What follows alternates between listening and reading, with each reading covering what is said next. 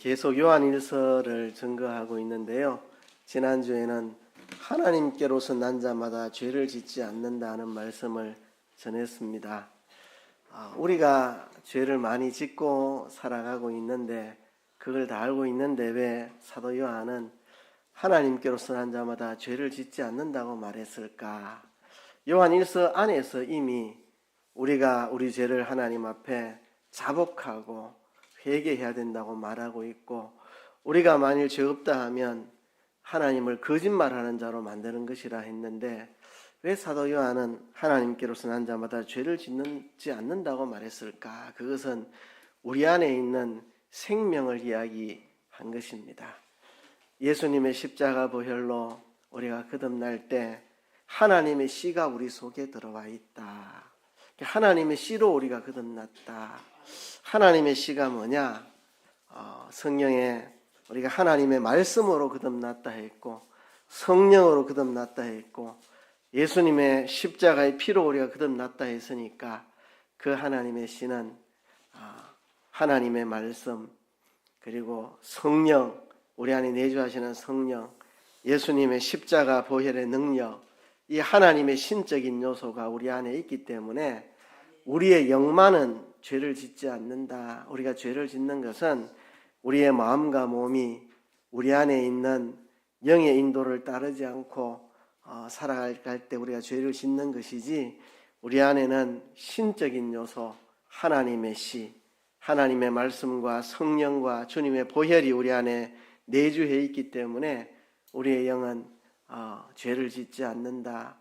그래서 우리는 죄 짓지 않을 수 있는 능력이 있다는 겁니다. 하나님이 무언가 우리에게 요구할 때 할 수 없는 것을 요구하지 않습니다. 할 수 있는 능력을 주시고 요구합니다.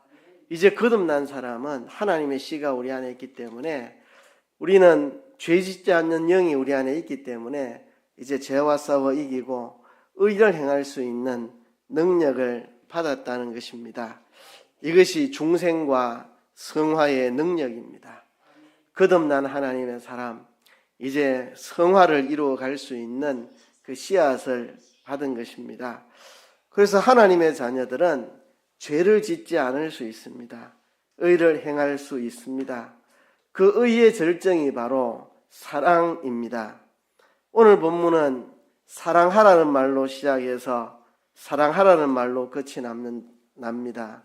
오늘 본문 10절에 보면 이러므로 하나님의 자녀들과 마귀의 자녀들이 나타나나니 무릇 의를 행치 아니하는 자나 또는 그 형제를 사랑하지 아니하는 자는 하나님께 속하지 아니한다. 그러니까 하나님에게 속한 자는 의를 행하고 그 형제를 사랑한다고 말하는 겁니다.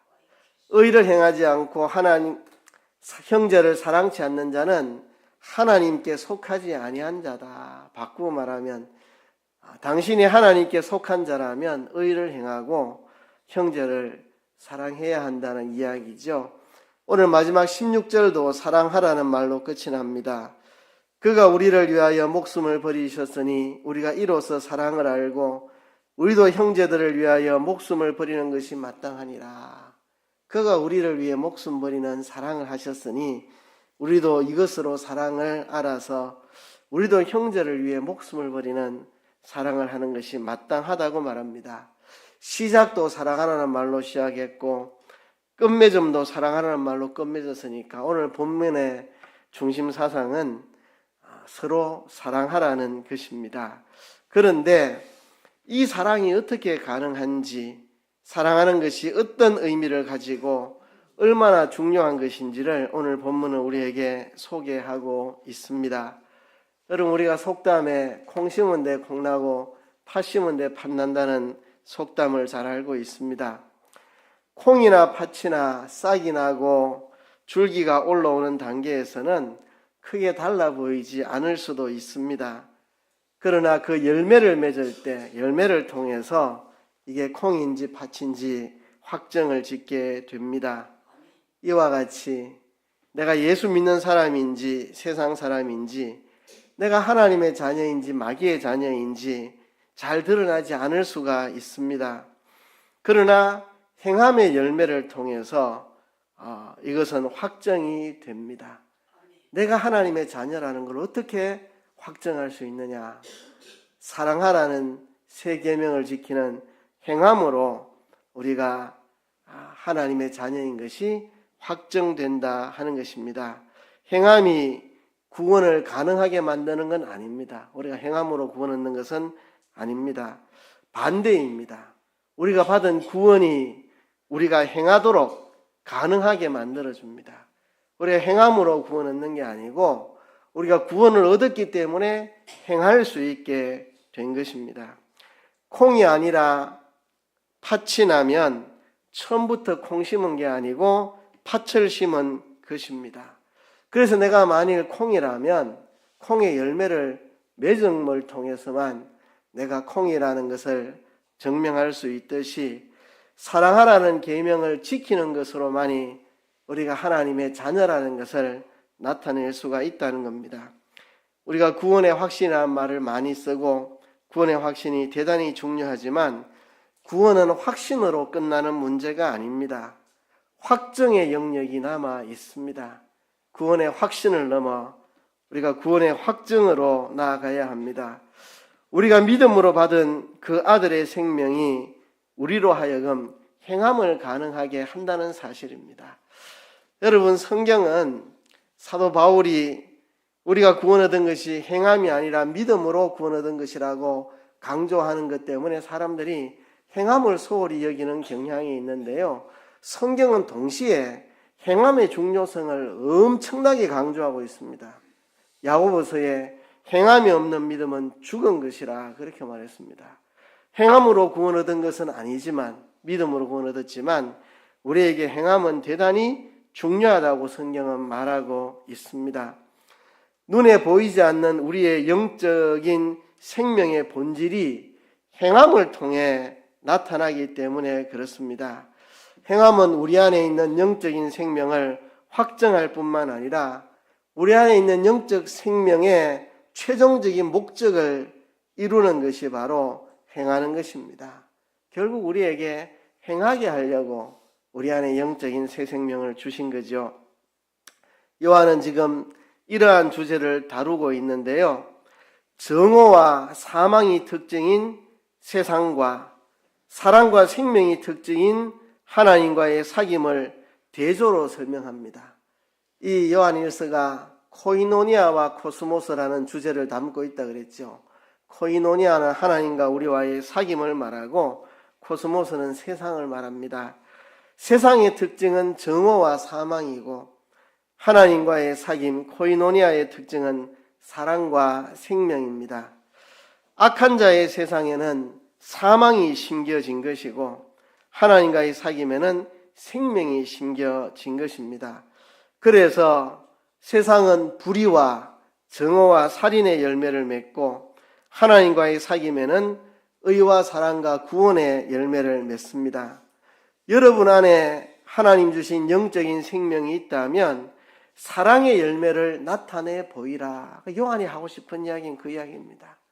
여러분 안에 하나님 주신 거듭난 그 생명이 있다면 서로 사랑하라는 사랑의 계명을 실천하는 열매를 통해 우리 안에 생명이 있다는 것을 나타내 보이라고 하는 것입니다.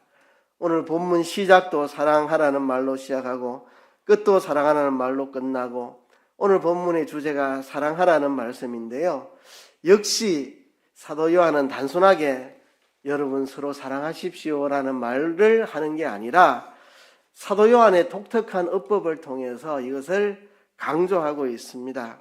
오늘 본문은 사랑하라는 세 계명의 주제를 하나님의 자녀라는 영적 존재와 그가 받은 생명 그리고 그 안에 거하는 삶과 직결을 시키고 있습니다. 단순하게 사랑하십시오 이렇게 말하는 게 아니고 하나님의 자녀라고 하는 우리의 영적인 존재와 우리가 하나님의 자녀된 영적 존재로서 우리 안에 있는 그 영적인 새 생명과 우리가 이 생명을 가지고 하나님 안에 거하고 하나님과 사귀는 삶의 결과로서의 사랑하라는 이야기를 지금 하고 있고 또 한 가지는 이 주제를 서로 사랑하라는 이 주제를 악한 자 안에 있는 세상이라는 어두운 무대 중앙에 빛의 조명을 밟고 밝게 빛나는 하나님과의 사귐의 모습으로 소개하고 있다는 겁니다.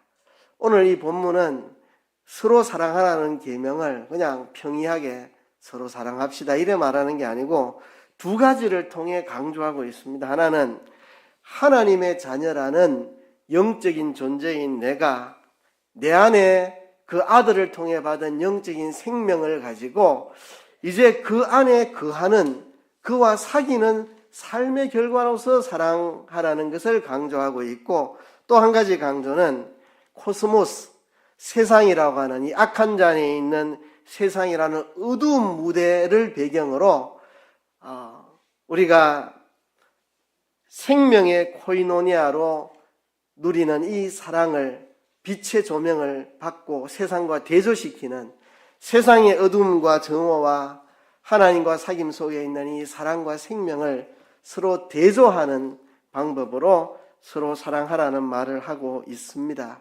좀 더 구체적으로 이야기하면 이런 도표를 이 본문이 이야기하고 있습니다. 영역과 존재와 거함과 행함, 그죠? 행함은 서로 사랑하라는 거죠. 이 서로 사랑하라는 이 행함 실천은 하나님 안에, 하나님의 사랑 안에 거함을 통해 우리가 행할 수 있다는 겁니다. 우리가 하나님과 교제 안에 거하는 그게 바로 생명이죠. 하나님과 사랑 관계에 거하지 않는 게 사망입니다. 우리가 하나님 안에 거할 수 있는 것은 우리의 존재 때문입니다. 우리가 하나님의 자녀이기 때문에 그렇습니다. 그래서 이것을 정리하면 두 가지 영역이 있습니다. 세상, 코스모스, 그리고 하나님과의 사귐, 코이노니아, 두 영역이 있는데, 악한 자 안에 있는 세상은 마귀의 자식이고, 그래서 하나님 안에 거하지 않고 사망에 거하게 되고, 그들은 죄와 정오의 삶을 살게 된다는 것이고, 하나님과의 사귐, 코이노니아, 이들은 하나님의 자녀들이고 그들은 하나님과의 교제, 사귐 속에 거하는 생명의 삶을 살고 그 결과 의와 사랑의 열매를 맺게 된다. 오늘 본문은 사랑하라는 계명을 이렇게 두 가지를 통해서 하나님의 자녀들이 자기 안에 있는 생명을 가지고 하나님 안에 거함으로 사랑의 계명을 실천할 수 있다는 이야기와, 이 이야기를 악한 자에 있는 세상, 사랑과 정오로의 열매를 맺는 세상과 대조시켜서 우리에게 부각시켜주고 있는 내용이 오늘 본문의 내용이라는 사실입니다. 그래서 여기서 보면 영역은 눈에 보이는 게 아닙니다. 세상도 눈에 보이는 게 아닙니다. 이 세상이 눈에 보이잖아요. 눈에 보이는 것은 하나님이 지으신 아름다운 자연세계, 하나님이 지은 선한 피조물, 이게 눈에 보이는 것이고, 이 세상을 장악한 악의 세상, 죄와 마귀와 사망으로 된 이 악의 연대, 이 세상은 눈에 보이는 게 아니죠. 그죠? 하나님과의 사귐 코이노니아도 눈에 보이는 세계가 아닙니다. 마귀의 자식과 하나님의 자녀, 이것도 눈으로 볼 수 있는 게 아닙니다. 남들이 보면 저를 이상호 목사 그렇게 보지, 하나님의 자녀, 마귀의 자식, 이게 눈으로 보고 만질 수 있는 것이 아닙니다. 우리가 하나님 안에 거하는지 하나님과 거하지 않는 사망 안에 사는지, 이것도 눈에 보이는 것이 아닙니다. 눈에 보이는 것은 행함입니다. 죄와 정오, 의와 사랑, 이 행함만 눈에 보입니다. 그래서 눈으로 볼 수 없는 것들, 저것이 행함을 통해 나타난다는 겁니다. 이게 세상인지 하나님과의 사귐 코이노니아인지 눈에 보여야 알죠. 마귀의 자식인지 하나님의 자녀인지 눈에 보여야 알죠. 사망 안에 거하는지 생명 안에 거하는지 눈에 보여야 알죠. 그러나 그것이 눈에 보인다는 겁니다. 어떻게 보이느냐? 죄와 정오로, 아니면 의와 사랑으로 눈에 보인다고 하는 것입니다. 행함은 전적 거함에서 나옵니다. 이것을 사도 요한은 지금 강조하고 있습니다. 하나님과의 사귐 속에 새 생명 가운데 거함으로 우리가 사랑에 실천하는 것이 나타나게 된다는 것입니다. 어떤 신자는 입으로는 나는 하나님을 안다, 무슨 하나님과 영적인 교제 가운데 깊이 들어갔다고 주장을 해도 그의 행함이 사랑과 의가 아니라 죄와 정오라면, 살인이라면 그 주장은 거짓말입니다. 나 하나님 알아요. 나 구원받았어요. 나 하나님과 사귐 속에 있어요. 나 하나님의 자녀예요. 아무리 떠들어봐야 정오와 살인의 결과를 맺는다면 그것은 하나님의 자녀라고 말할 수 없다는 것입니다. 행함은 존재와 그함에서 나오기 때문입니다. 우리가 하나님의 자녀요, 영원한 생명을, 그 아들의 생명을 받았다면 우리가 의와 사랑의 실천을 하게 되고 그것으로만 우리가 하나님 자녀인 것을 나타내 보여준다는 것입니다. 오늘 본문 10절에 보면 나타남을 강조하고 있습니다. 10절을 제가 다시 읽어보면요, 이러므로 하나님의 자녀들과 마귀의 자녀들이 나타나나니 물을 의를 행치 아니하는 자나 또는 그 형제를 사랑치 아니하는 자는 하나님께 속하지 아니하니라 그랬습니다. 자, 이러므로 하나님의 자녀들과 마귀의 자녀들이 나타난다. 보이지 않는 영적인 실체가 보이고 만져지는 방식으로 이 세상 한가운데 나타난다는 말입니다. 보이지 않는 영적인 실체, 하나님의 자녀와 마귀의 자녀, 보이지 않는 이 영적 실체가 서로 사랑하라는 이 계명을 실천하느냐 실천하지 못하느냐는 것을 통해 눈에 보이고 손에 만져지는 방식으로 이 세상 가운데 나타난다는 겁니다. 이건 신학적으로 신앙적으로 중요한 표현입니다. 나타난다는 것. 하나님의 아들이 육체로 이 세상에 나타나신 것만큼 중요한 것이 하나님의 자녀와 마귀의 자녀의 나타남입니다. 여러분, 나타남이 얼마나 중요한 것인지 사도 요한은 이 나타난다는 것을 의도적으로 표현하고 있습니다.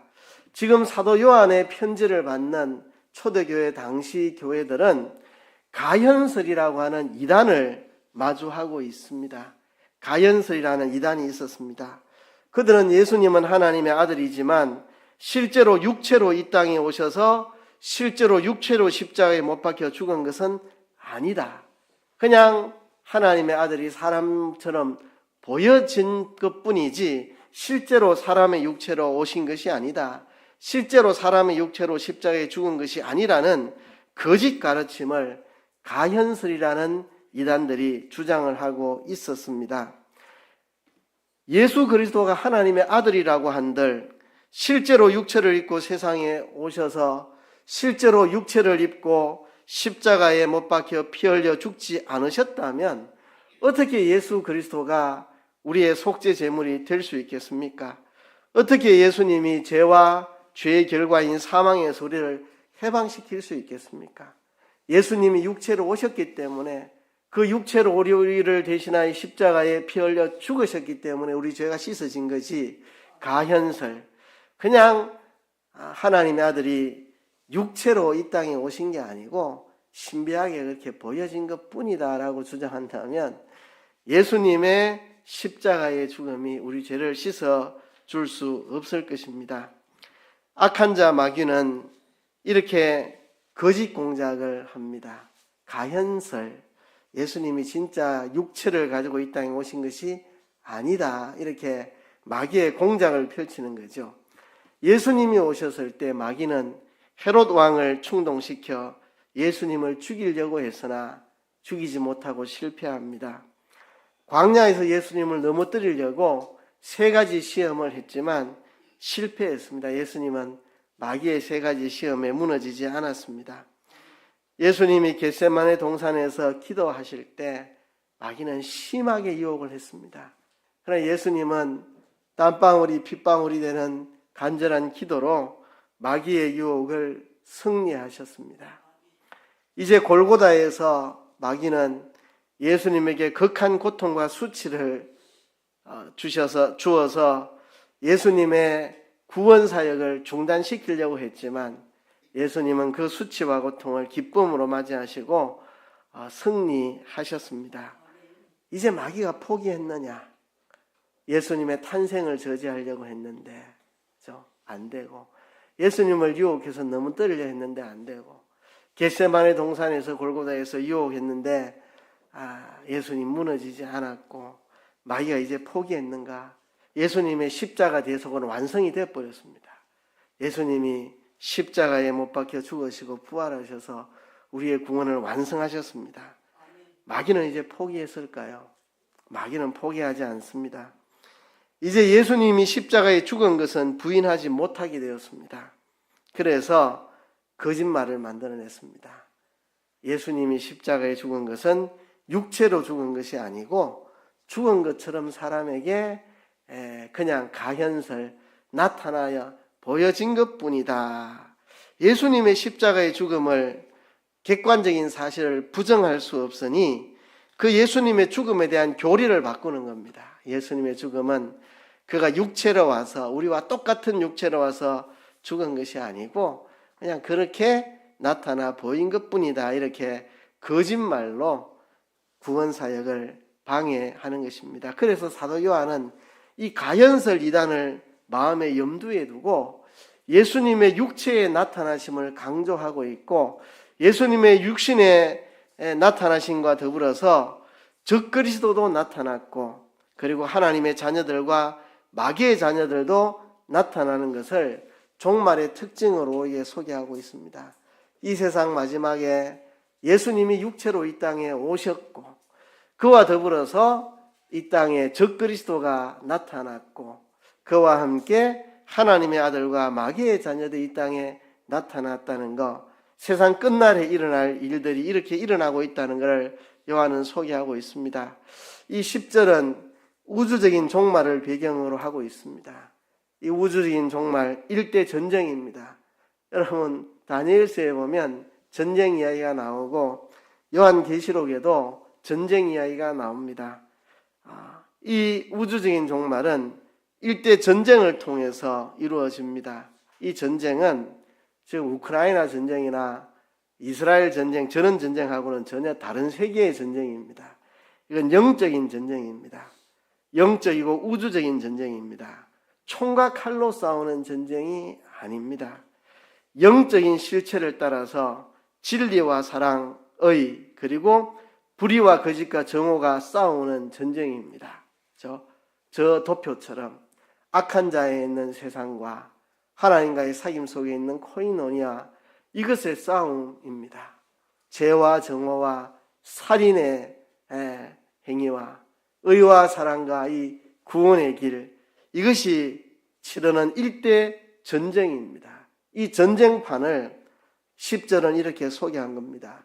이러므로 하나님의 자녀들과 마귀의 자녀들이 나타나나니 무릇 의를 행치 아니하는 자나 또는 그 형제를 사랑치 아니하는 자는 하나님께 속하지 아니하니라. 하나님께 속한 하나님의 자녀들은 의를 행하고 사랑을 실천하고, 하나님께 속하지 않은 마귀의 자식들은 죄와 정오의 삶을 살고, 이 우주적인 전쟁, 이것이 종말의 배경이라는 겁니다. 이 전쟁이 일어난다는 겁니다. 요한계시록에 전쟁이 나오죠. 그거는 이 세상의 총칼로 하는 전쟁이 아닙니다. 하나님의 자녀들과 마귀의 자녀들 간의 전쟁입니다.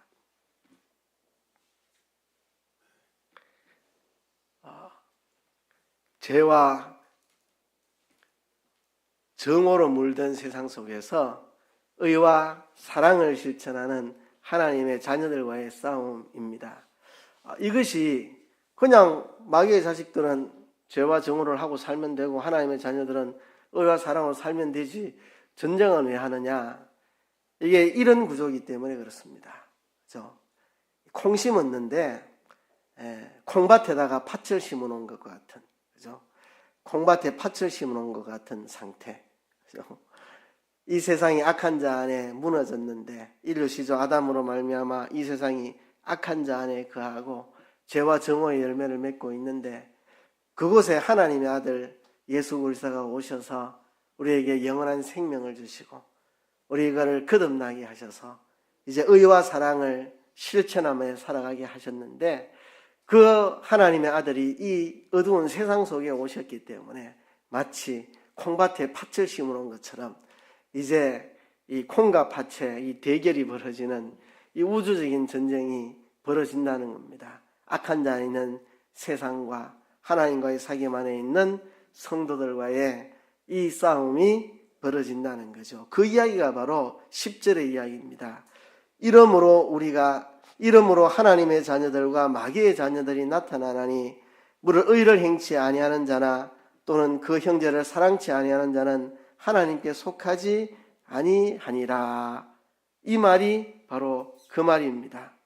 여러분, 이 세상이 악한 자 안에 있지만 이 세상은 중요한 것입니다. 하나님이 지은 피조 세계이기 때문에 그렇습니다. 육체의 영역, 물질의 세계는 사라져버리고 끝날 무대가 아닙니다. 이 세상의 악한 구조는 심판을 받아 사라지겠지만 마귀와 그에게 속한 자들은 예수님 다시 오실 때 지옥으로 들어가게 되겠지만 이 세상을 하나님은 악한 자로부터 구원하여서 새로운 세계로 재창조하십니다. 이 세상은 하나님이 폐기하는 게 아니라 예수님의 십자가 대속으로 회복시켜서 새롭게 태어나는 겁니다. 새 창조, 재창조를 하는 것입니다. 그래서 이 세상의 영역이 악한 자 안에 있지만 우리에게는 중요한 영역이라는 것을 끊임없이 이야기를 하는 것입니다. 형제를 사랑하느냐 정오하느냐, 이건 정말 신앙적이고 윤리적인 행함을 가리키는 것입니다. 그 행함을 통해서 그 정체성이 드러납니다. 그가 하나님의 자녀인지 마귀의 자식인지 드러납니다. 영적인 실체는 눈으로 보고 만질 수 없는 존재입니다. 그래서 요한은 이렇게 판단하는 방식을 사용하고 있습니다. 그가 의와 사랑을 행한다면 그는 하나님의 자녀인 거고, 그가 죄와 정오의 삶을 산다면 그는 마귀의 자녀라는 겁니다. 보이지 않는 것이 행함으로 나타난다는 것, 보이지 않는 것이 행함으로 나타난다, 확정된다는 것입니다. 그렇죠? 하나님의 자녀와 마귀의 자녀가 어떻게 나타나느냐? 하나님의 자녀는 의로운 행동, 곧 사랑의 실천으로 나타나고, 그리고 마귀의 자녀는 살인하는 정오와 미움, 살인하는 행동으로 나타난다는 겁니다. 물론 사도 요한도 알고 있습니다. 하나님의 자녀가 때로는 불의를 행하기도 하고 하나님의 자녀가 때로는 정오를 하기도 한다는 겁니다. 사도 요한도 그 사실을 알고 있습니다. 신자가 죄 짓는다는 걸 사도 요한이 왜 모르겠습니까? 그러나 열매를 보고 나무를 판단할 수밖에 없다는 것입니다. 그 사람의 행동을 보고 판단한다는 겁니다.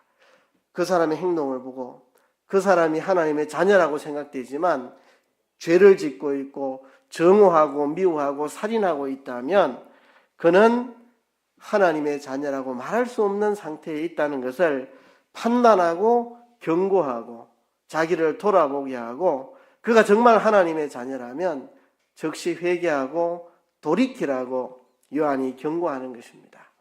요한의 이런 도식, 죄와 정오의 삶을 사는 것은 마귀의 자식들이다. 하나님의 자녀들은 생명이 그 안에 있기 때문에, 거듭난 생명이 있기 때문에 의와 사랑을 실천한다. 그런데 하나님의 자녀라고 일컫는 그들이 왜 죄와 정오와 미움, 살인의 삶을 사느냐?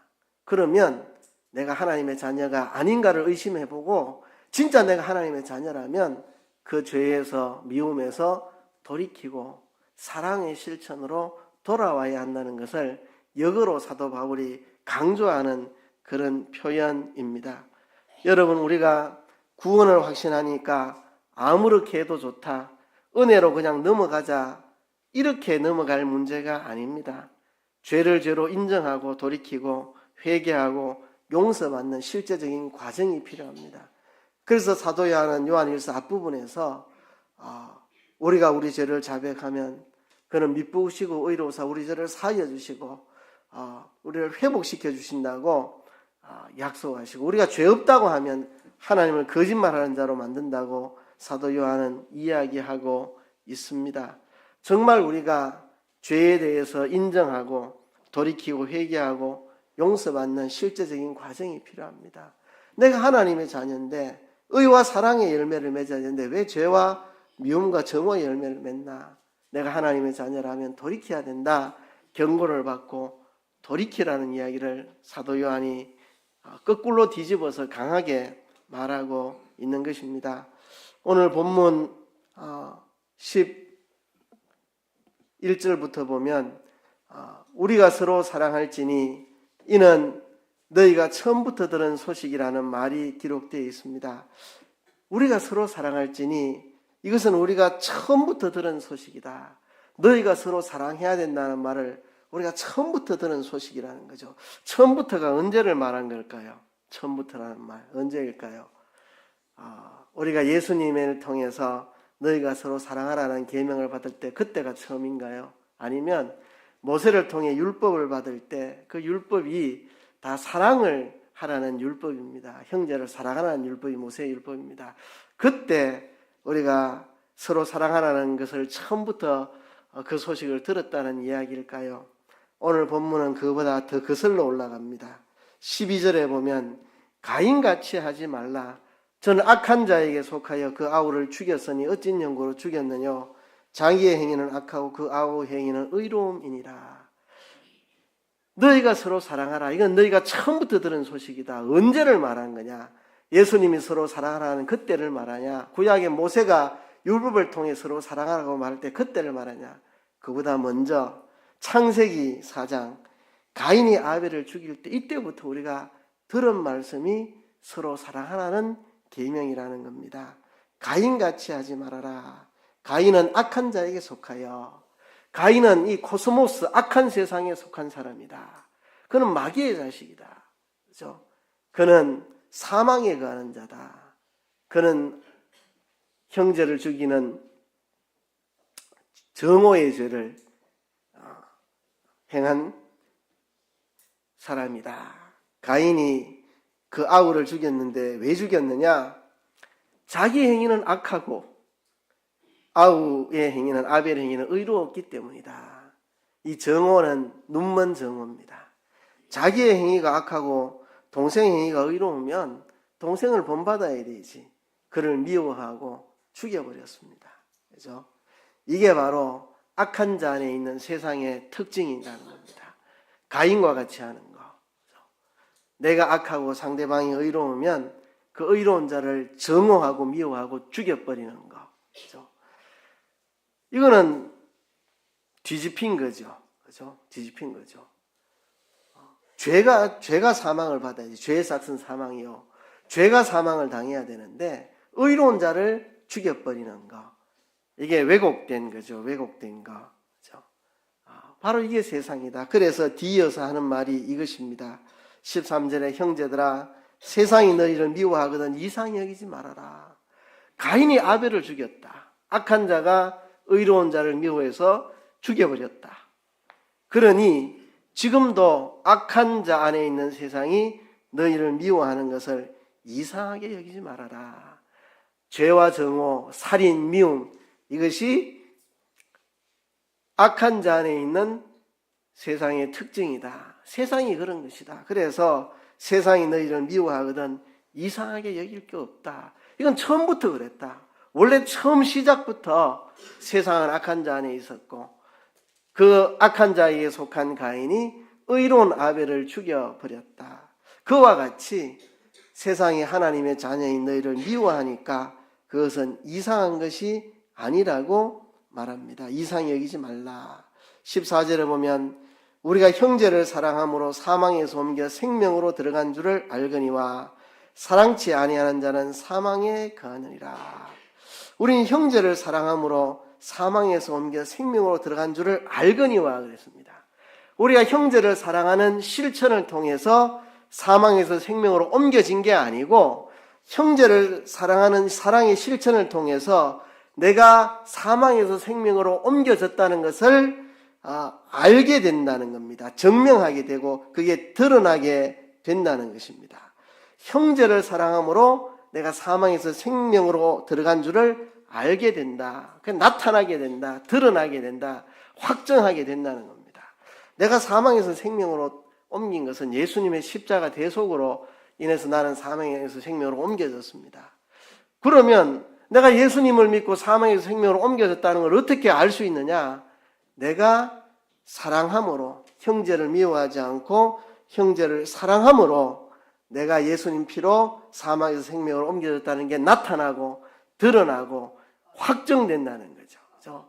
내가 예수님을 구주로 믿고 사망에서 생명을 옮겼다고 구원의 확신을 가진 것으로 끝나는 게 아니라 확신을 넘어서 이제 형제를 사랑함으로써 내가 사망에서 생명으로 옮겨졌다는 것을 알게 되고 나타나게 되고 확정하게 된다는 것입니다. 사랑치 않은 자는 사망에 거하는 자들이라는 겁니다. 그 형제를 미워하는 자마다 살인하는 자니 살인하는 자마다 영생이 그 속에 거하지 아니하는 것을 너희가 아나니 형제를 미워하는 자는 살인하는 자고 가인과 같이 살인하는 자고 자기는 악하고 형제는 의로우니까 의로운 자를 미워하고 정오해서 죽여버리는 가인과 같은 살인하는 행동이다. 가인은 악한 자 안에 있다. 처음부터 세상은 악한 자 안에 있다. 그래서 형제를 미워하는 자마다 살인하는 자고 살인하는 자는 그 속에 영생이 거하지 못하는 것 너희가 아는 바라. 그렇다면 너희 안에 영생이 있다면 너희는 그렇게 행치 말아야 한다는 이야기입니다. 하나님의 자녀가 때로는 죄를 짓습니다. 때로는 누군가를 미워하고 정오하고 누군가를 살인합니다. 인격 살인하고 말로 살인하고 실제로 육체를 살인하기도 하고 그럴 때에 이것은 마귀의 자녀의 열매인데 내가 왜 하나님의 자녀가 이런 열매를 맺히나 즉시 회개하고 자기의 죄를 시인하고 돌이켜서 내가 하나님의 자녀라면 생명이 내 안에 있다면 예수님의 십자가로 주신 그 구원의 생명이 내 안에 있다면 너희는 의와 사랑의 열매를 맺어야 하고 가인처럼 하지 말아야 된다. 가인처럼 하지 말아야 된다. 미워하고 살인하는 짓을 그치고 형제를 사랑해야 한다는 겁니다. 여러분, 이 가인의 길, 죄와 정오의 길도 눈먼 정오입니다. 눈먼 정오.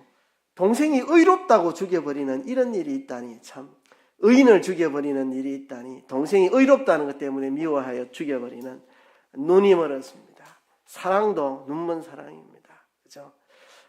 요한복음 3장에 보면 하나님이 세상을 이처럼 사랑하사 이토록 악한 자에 있는 세상을 하나님은 사랑하셔서 이 땅에 오셔서 십자가에 죽으셨습니다. 우리가 아직 죄인 되었을 때에. 그죠?